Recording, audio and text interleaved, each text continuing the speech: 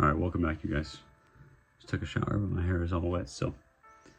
But today we're going to be talking about the newest contracts that were just signed within the NHL, including Connor McDavid, Jack Eichel, Kirill Kaprizov, Mason McTavish, Jackson Lacombe, Kyle Connor, Jake Wallman, and Philip Gustafson.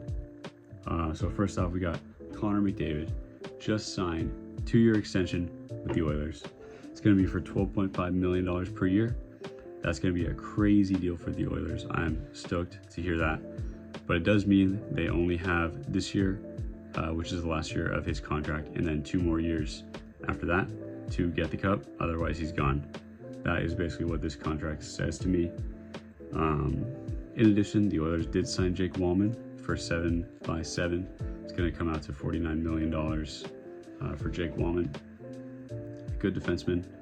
Not too familiar with his game, but it is going to be a good contract in my opinion. Just anything Edmonton can do to just strengthen that defensive unit is going to be beneficial to Connor McDavid and the squad. So with those two, I do think Edmonton does strengthen their chances at a cup this year. They also did lose Corey Perry though, so they might be actually able to win this year because the curse has been lifted. Next up, we have Kirill Kaprizov and Philip Gustafson, but more importantly, Kirill Kaprizov, who signed for the biggest NHL contract in the history of the NHL, for an 8-year deal for $17 million per year, coming out to a whopping $136 million for Kirill the Thrill. This is going to be an absolutely crazy deal. Not a very team-friendly deal, but it is important for the Wild so they can put butts in seats. Yes, they do have Marco Rossi. Yes, they do have Matt Boldy. Yes, they do have Brock Faber.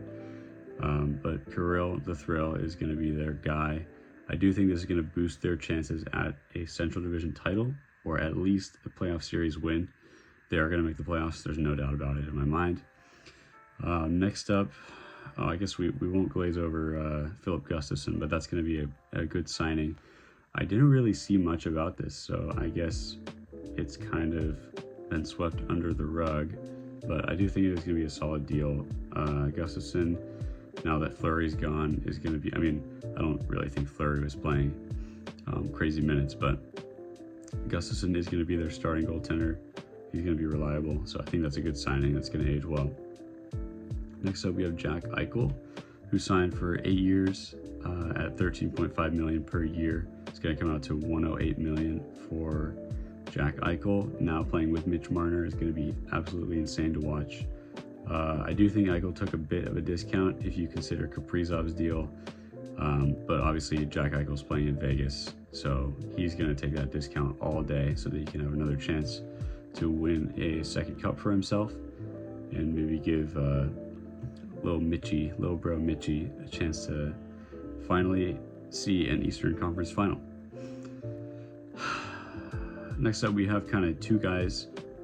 As a Ducks fan, I'm happy for these two deals, which is Mason McTavish and Jackson Lacombe. Mason McTavish signed for 6 years at $7 million per year. It's going to come out to $42 million. That's going to be a bargain for the Ducks a couple years down the road. I still think he is worth $7 million at the moment, just because of how big of a piece he was for the Ducks last year, him and Dostal. I didn't include Lukasz Dostal on this list just because he was signed, I think, about a month ago. But that is going to be another crucial signing for the Ducks. I think they're going to be able to do some damage, along with the signing of Jackson Lacombe for 8 years, $9 million a year. It's going to come out to $72 million. I think this is a bit of an overpay right now, but I do think it's going to shape up in the next couple years, and we're going to see insane growth from Jackson Lacombe, and it's going to be a good deal overall for the Ducks. Could end up being a steal near the end of the contract just because the cap is going up so much. So $9 million is a little bit of a steal a couple years down the road. But and then last but not least, for the video, we're going to talk about Kyle Connor's contract. He signed for 8 years, $12 million per year. It's going to come out to $96 million for Kyle Connor, KC. He's going to be the face of the Winnipeg Jets. He already has been the face of the Winnipeg Jets. He's going to be the only Connor on that team that shows up for the playoffs. You can hate me in the comments, but it's true. You know I'm right. So I think that's going to be probably one of, if not the best signing of this entire bunch, just in terms of how good the player actually is. And yeah, so I would say Kyle Connor is probably my favorite contract out of all of these.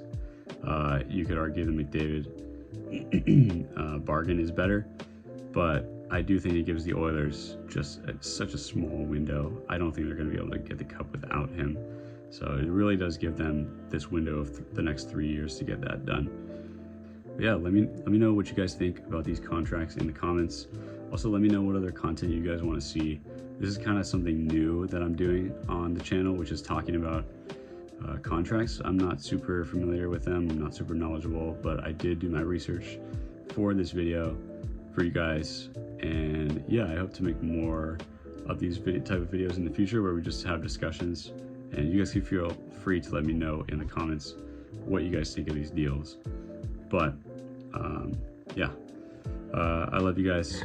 Please subscribe to me, and I'll see you guys in the next video.